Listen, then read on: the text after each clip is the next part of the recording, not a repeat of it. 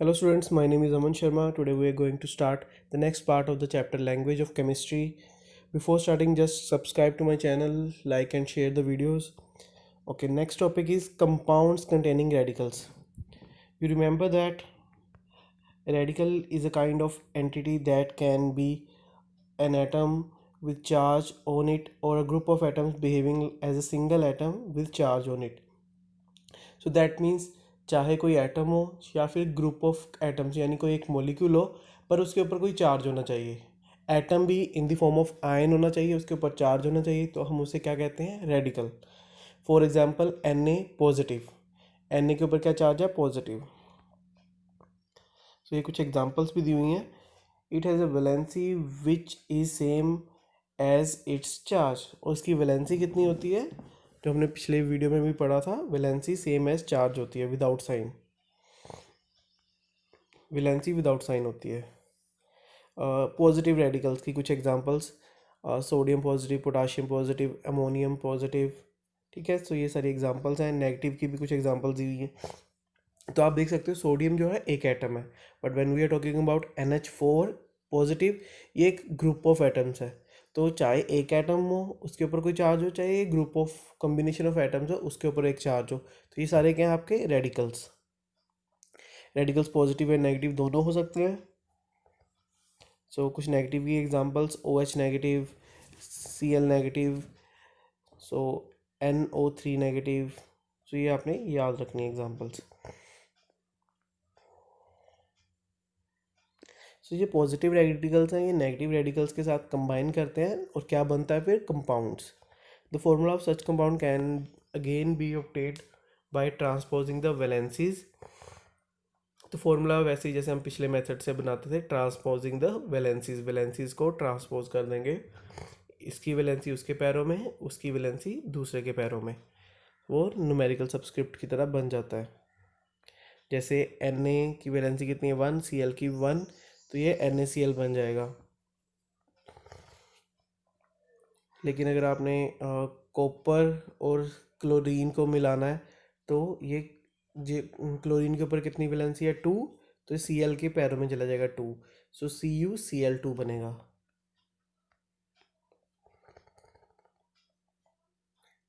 Such a compound can be obtained by transposing the valencies charge without sign of radicals, dividing the number of radicals with the common factors। So same जो हमने यहाँ पे पढ़ा था, तो ये valencies को ट्रांसपोज करते हैं और जो कॉमन फैक्टर होता है उससे डिवाइड कर देते हैं।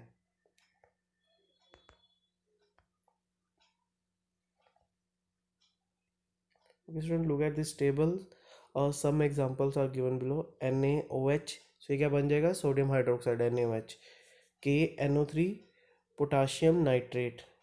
तो ये आपने टेबल भी याद करना है। सो आप देख सकते हो कि कैसे ये वैलेंसीज जो आपकी विदाउट साइन जो होती है वैलेंसी, उनको ट्रांसपोज करके बन रहा है। तो आप देख सकते हो जैसे ये CO3, इसके ऊपर 2 नेगेटिव है तो इसकी वैलेंसी 2 है, सोडियम की 1 है। तो आप देख सकते हो यहाँ पे सोडियम के पैरों में 2 आ गया और बाकी CO3 as it is. Radical carry a charge over them but the compounds they form do not. Radicals के ऊपर चार्ज होता है, बट वो अगर वो कंपाउंड बनाते हैं, जैसे Na पॉजिटिव Cl नेगेटिव, दोनों मिलके क्या बना लिया? NaCl।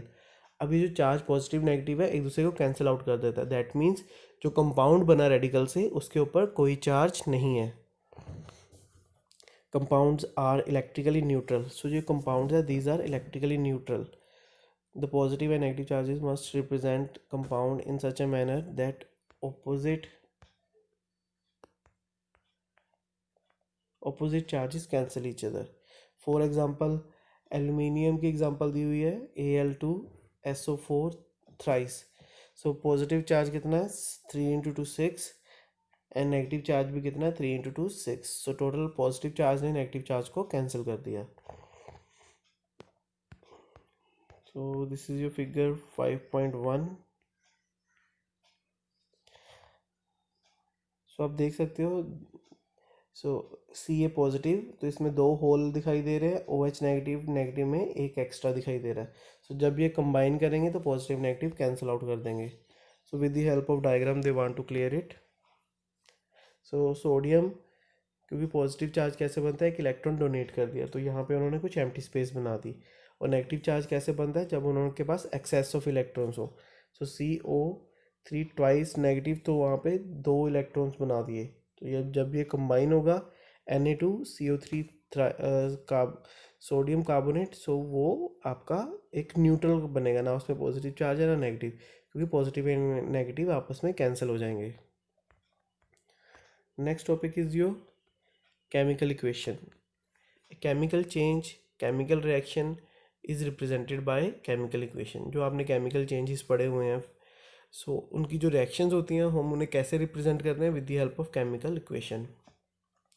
chemical reaction जो स्टार्टिंग में reactants होते हैं, जो स्टार्टिंग में substances होते हैं उन्हें हम कहते हैं reactants। जब फाइनल जो आपके reactant substances आपको obtain होते हैं उन्हें हम कहते हैं products। So in the equation mention, जो हमारे लेफ्ट हैंड साइड पे होते हैं वो होते हैं रिएक्टेंट्स, राइट हैंड साइड पे प्रोडक्ट्स। इनके बीच में एक एरो होता है। In the previous class you have learn about the word equation.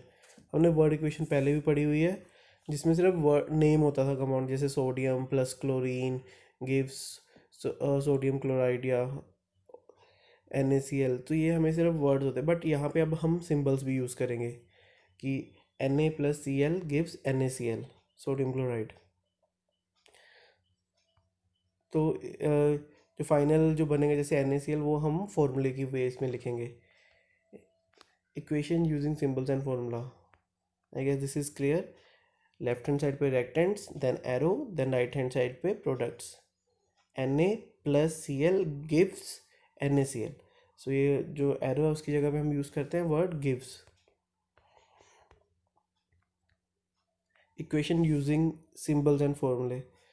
Such equations are quantitative in nature, much more informative than word equation. They are written in the following 3 steps. तो ये जो symbols वाली equation होती है, फॉर्मूले वाली, ये बहुत ही ज़्यादा बेटर है एज़ कम्पेयर टू वर्ड, क्योंकि वर्ड में सिर्फ क्वालिटेटिव पता चलता है कि ये वाला सब्सटेंस यूज़ किया। यहाँ पे हमें पूरी इन्फॉर्मेशन मिलती है कि अगर सोडियम यूज़ हुआ, सोडियम के कितने एटम्स क्लोरीन के आपस में कंबाइन करेंगे, और जो रिज़ल्ट बनेगा, जो फाइनल कंपाउंड बनेगा, उसमें कितने एटम सोडियम के, कितने क्लोरीन के, ये सारी इन्फॉर्मेशन हमें मिलती है, क्वांटिटेटिव इन्फॉर्मेशन हमें मिलती है। तो इसके कुछ 3 स्टेप्स हैं। Writing a skeletal, so normally जैसे सोडियम सिंपल आपने वर्ड्स में सिंबल्स में लिख देना है। यहाँ पे हो सकता है कि लेफ्ट हैंड साइड पे सोडियम ज़्यादा हो, राइट हैंड साइड पे कम हो, ये यहाँ पे बैलेंसिंग नहीं होती।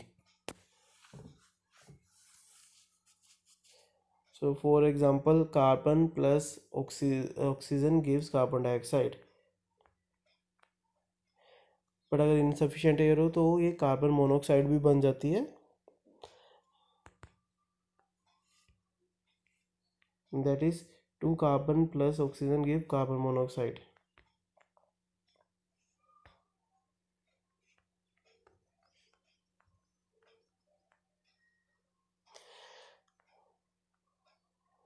सो जैसे यहाँ पे सिंपली ये स्केलेटल इक्वेशन है, क्योंकि यहाँ पे सिंपल कार्बन का जो फॉर्मूला वो लिख दिया, ऑक्सीजन का जो सिंबल है, जो मॉलिक्यूल का फॉर्मूला वो लिख दिया, और कार्बन डाइऑक्साइड का फॉर्मूला लिख दिया।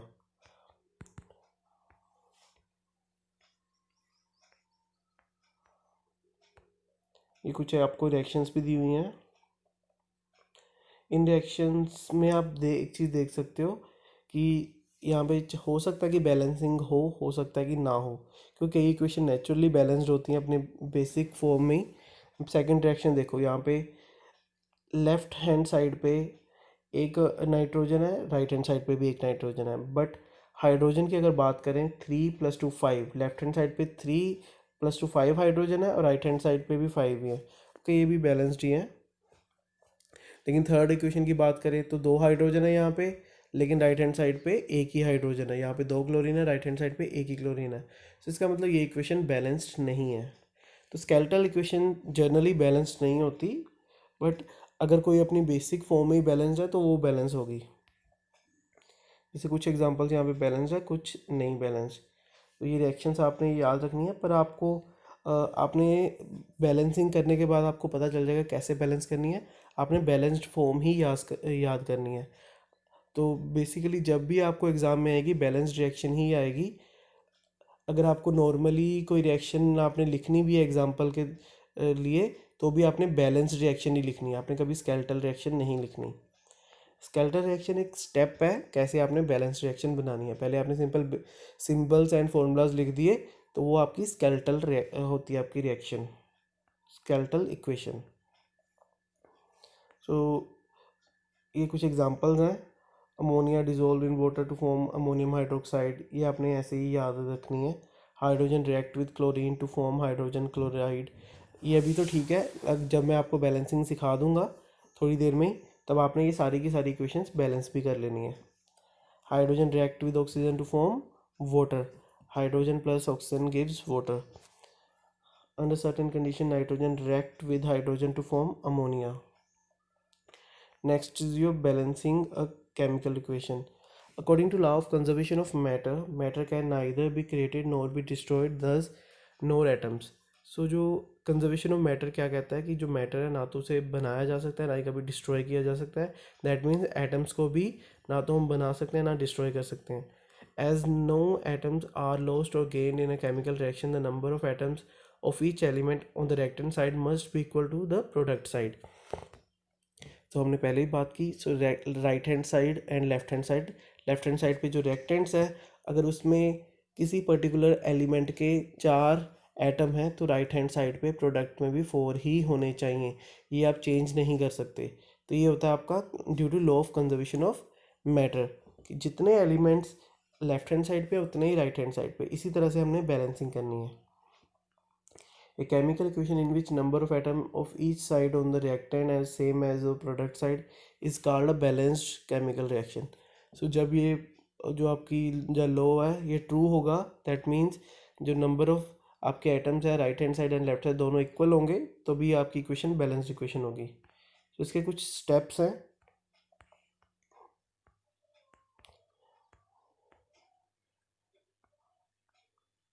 कि ये आपको मैं यहाँ से आप देख भी सकते हो, इन्होंने एक टेबल बनाया हुआ जैसे कार्बन ऑक्सीजन जितने भी तरह के सब्सटेंसेस हैं, तो ये आपको मैं कॉपी पेन में समझाता हूँ।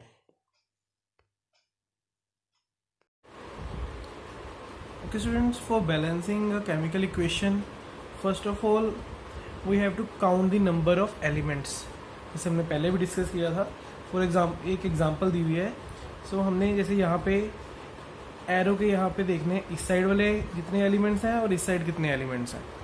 फॉर एग्जांपल यहाँ पे कार्बन कितना है 1, यहाँ पे कार्बन का कितने एटम्स हैं 1, so that means carbon is balanced, हमारा कार्बन बैलेंस्ड है। यहाँ पे ऑक्सीजन के कितने एलिमेंट है 2, यहाँ पे ऑक्सीजन के कितने एलिमेंट है 2। तो यहाँ पे दोनों साइड पे left hand side and right hand side number of atoms जो एलिमेंट्स के हैं वो इक्वल है, that means this is a balanced equation. So किसी भी इक्वेशन को बैलेंस करने के लिए आपने उसके एटम्स काउंट करने हैं। जैसे यहाँ पे कार्बन का एक एटम था, राइट हैंड साइड पे भी कार्बन का एक ही एटम है। यहाँ पे ऑक्सीजन के 2 एटम्स हैं एंड राइट हैंड साइड पे भी ऑक्सीजन के 2 एटम्स हैं। So this is already a balanced equation. हम कुछ और एग्जांपल्स भी देखते हैं। So this is your second example, carbon dioxide plus water gives you H2CO3, that is your carbonic acid. So now look here, this is your left hand side, this is your right hand side. On left hand side when we talk about carbon atoms, there is only one carbon atom, and on right hand side that is also one carbon atom, so carbon is balanced. Now we will talk about oxygen. So 2 atoms are here, 1 is here, so total 3 atoms are of oxygen on the left hand side. Here also 3 atoms, so oxygen is also balanced. Now we will see the third element, that is hydrogen. On left hand side there are 2 hydrogen atoms and on right hand side there is also 2 hydrogen atoms, so this equation is also balanced, so no need to balancing here. Now this is your third equation, carbon plus oxygen gives carbon monoxide. So when we burn carbon in oxygen we can obtain 2 products. If oxygen is in abundant, then we will get carbon dioxide, and if there is less oxygen present, the reaction will leads to formation of carbon monoxide. So there will be no carbon dioxide की जगह carbon dioxide की जगह carbon monoxide बन जाएगी. That is a poisonous gas, you already know. So जैसे ये carbon plus oxygen gives carbon dioxide, but here carbon plus oxygen gives carbon monoxide. Now look at this reaction. यहाँ पे carbon के कितने atoms हैं? 1 atom. यहाँ पे भी कार्बन के 1 एटम. तो कार्बन तो बैलेंस्ड है, बट ऑक्सीजन को देखिए, यहाँ पे ऑक्सीजन के 2 एटम्स हैं, यहाँ पे 1. So this is a skeletal reaction. तो ये रिएक्शन को हमें बैलेंस करना होगा. अब बैलेंसिंग की सबसे इम्पोर्टेंट चीज़ क्या है? आप किसी भी एलिमेंट के आगे कोई भी नंबर लगा सकते हो, बट आपने पीछे कभी नहीं नंबर लगाना. जैसे यहाँ पे मैं 2 लगा सकता हूँ, यहाँ पे 2, 3, 4 कुछ भी लगा सकता हूँ, बट आगे अगली वाली साइड, पीछे हमने कुछ नहीं लगाना. अगर जैसे कार्बन मोनोऑक्साइड है तो इसका मतलब है कार्बन मोनोऑक्साइड. अगर मैंने इसके आगे 3 लगा दिया, दैट मीन्स कार्बन मोनोऑक्साइड के 3 मॉलिक्यूल्स. अगर 2 लगा दिया, दैट मीन्स कार्बन मोनोऑक्साइड के 2 मॉलिक्यूल्स. लेकिन अगर मैंने 2 पीछे लगा दिया तो ये कार्बन मोनोऑक्साइड नहीं, अभी कार्बन डाइऑक्साइड बन गया. तो हम इसके मॉलिक्यूल्स को कम या ज़्यादा कर सकते हैं, बट इसकी कन्फिग्रेशन चेंज नहीं कर सकते. ये this is a different, you can say this is a different compound. ये कुछ और ही मटेरियल बन गया, कुछ और ही कंपाउंड है. सो सिर्फ आगे ही लगा सकते हो. अगर ऑक्सीजन की बात करें तो इसके आगे 1, 2, 3, 4 कुछ भी लगा सकते हो, बट इस नंबर को चेंज नहीं कर सकते. So now we will again discuss balancing here. Oxygen के कितने एलिमेंट्स हैं? ऑक्सीजन एलिमेंट के 2 एटम्स हैं यहाँ पे लेफ्ट हैंड साइड पे. यहाँ पे कितने हैं? 1. सो ऑक्सीजन बैलेंस करने के लिए हमें यहाँ पे 2 से मल्टीप्लाई करना पड़ेगा. सो अब यहाँ पे 2 ऑक्सीजन है, यहाँ पे भी 2 oxygen. So oxygen 2 on left hand side, 2 on right hand side after balancing. ठीक है. नाउ कार्बन के यहाँ पे कितने हैं? 1. एंड कार्बन के यहाँ पे कितने हैं? 2. सो हम इसके आगे भी 2 लगा देंगे. सो यहाँ पे कार्बन के भी 2 हो गए, यहाँ पे भी कार्बन के 2. So carbon also balance. So इस तरह से आपने बैलेंसिंग करनी है. पहले हमने देखा कि ऑक्सीजन के यहाँ पे 2 हैं, तो यहाँ पे भी 2 चाहिए थे, तो हमने 2 से मल्टीप्लाई कर दिया. सो 2 कार्बन हो गए, 2 ऑक्सीजन हो गई. बट यहाँ पे 2 कार्बन, यहाँ पे एक ही कार्बन था. So that's why we have multiplied here with 2. हम और एग्जांपल्स भी देखेंगे. So 4th example, hydrogen plus chlorine gives hydrochloric acid.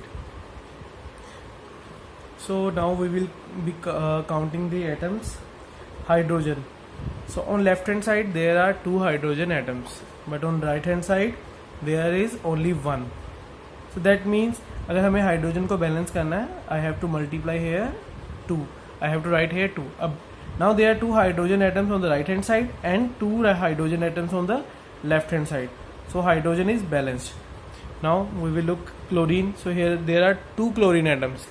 And here also, because we have added 2 here, so this is also 2 chlorine atoms. So now this reaction is balanced. We have to write 2 here. So when we will write 2 here, so 2 hydrogen atoms on the left hand side, 2 hydrogen atoms on the right hand side. Same 2 chlorine atom on the right hand side and 2 chlorine on the left hand side. Okay student, 5th example. 2 hydrogen atoms or 2 oxygen atom gives water. So hydrogen plus oxygen gives water.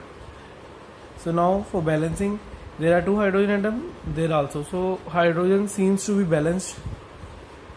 Here oxygen there are 2 atoms, but here only 1. So now what we will be doing, on left hand side there are 2 oxygen atoms and on right hand side only 1. So we will multiply right hand side by 2. So now we are having 2 oxygen atoms and 2 oxygen atoms here.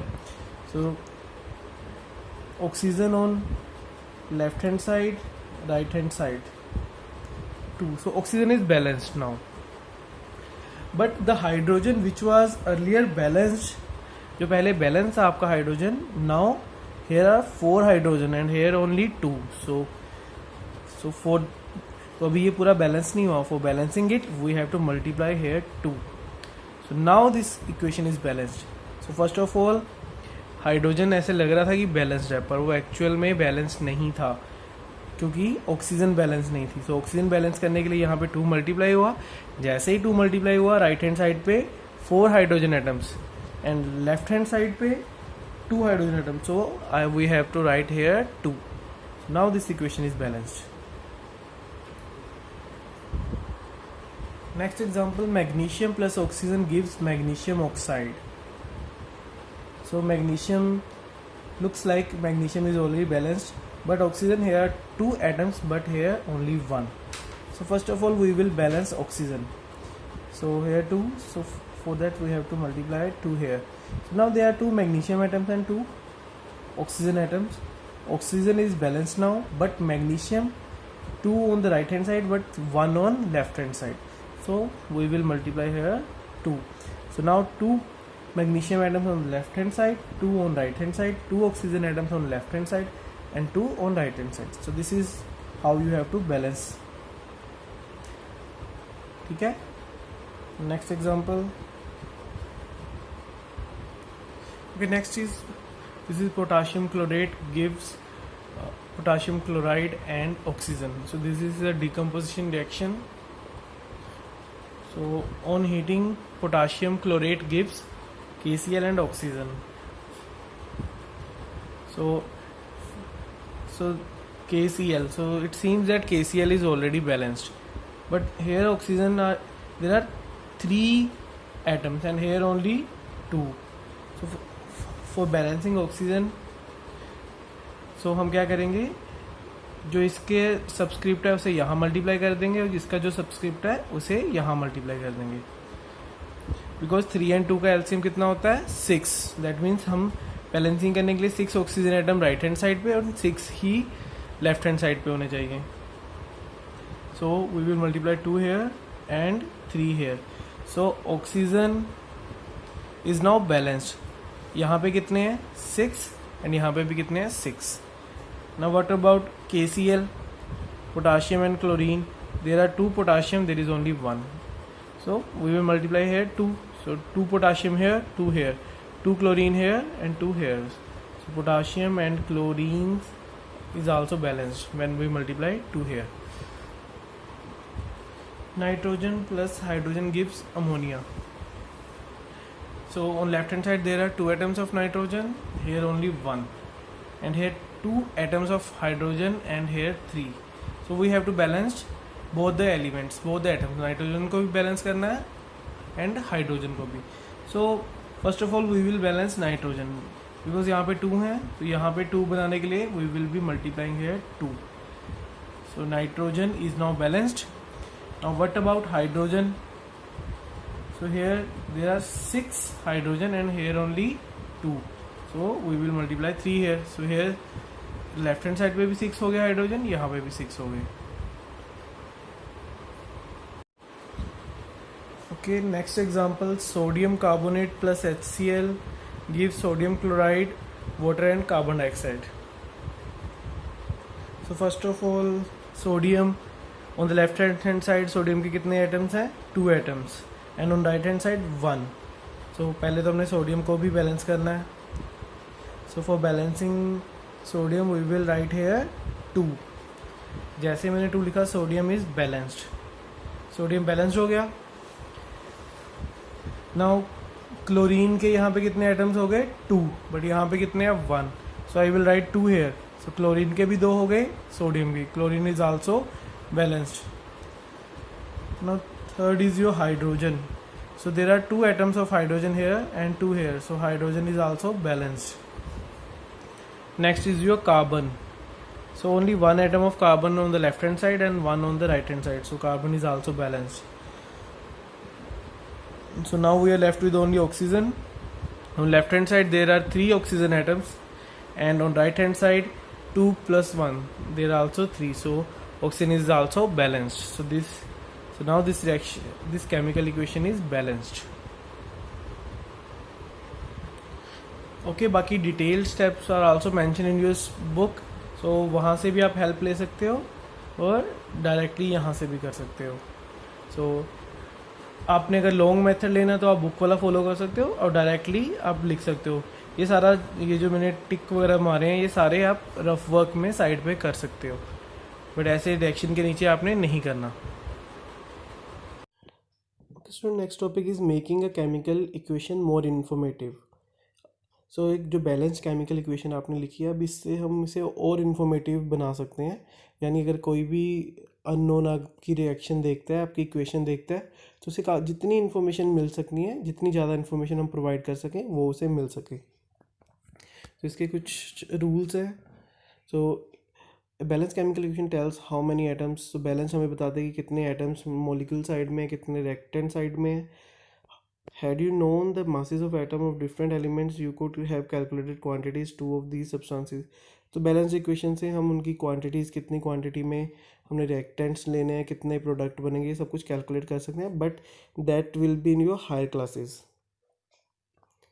So now let us learn how to make a chemical equation more informative. Mentioning condition and catalyst.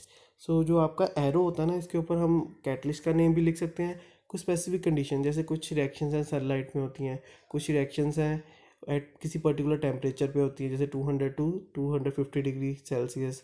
कुछ reactions हैं उनके लिए और condition dark room चाहिए, या कुछ इस तरह के, सब कुछ हम एरो के ऊपर मेंशन कर सकते हैं। बेसिकली कैटलिस्ट क्या होता है, जनरली पॉजिटिव कैटलिस्ट जो होते हैं वो स्पीड अप करते हैं रिएक्शन को। फॉर एग्जांपल अगर कोई रिएक्शन, अब उसका प्रोसीजर बहुत स्लो है, अगर हम कैटलिस्ट यूज़ करेंगे, उस अगर हम रिएक्शन के दौरान अगर हम उसमें कैटलिस्ट डाल देंगे, तो वो रिएक्शन बहुत जल्दी हो जाएगी, बहुत स्पीड से हो जाएगी। जो 2 दिन ले रही थी वो कुछ घंटों में हो जाएगी। Sometimes the symbol is mention in the square bracket at the arrow indicates a catalyst. अगर एरो के ऊपर स्क्वायर ब्रैकेट्स में कुछ डाला हो, तो वो आपका होता है कुछ सिंबल या कुछ नेम लिखा हो, that means that is catalyst. कई बार वैसे भी लिखा होता है एरो के ऊपर, तो वो हम समझ लेते हैं। अगले पेज पे कुछ एग्जांपल्स भी आएंगी।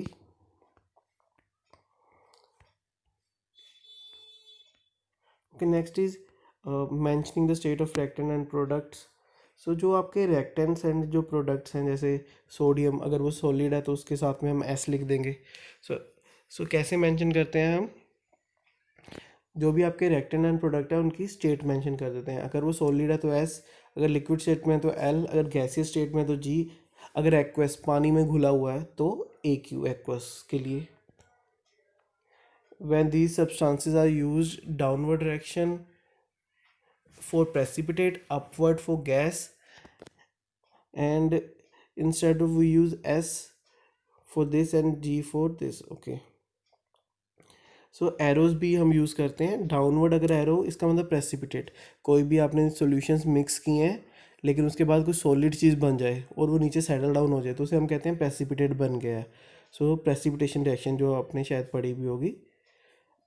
बट अगर एरो ऊपर को है, दैट इज़ कुछ प्रोडक्ट साइड पे कोई गैस एमिट हो रही है, वो गैस की जगह आप जी भी यूज़ कर सकते हो।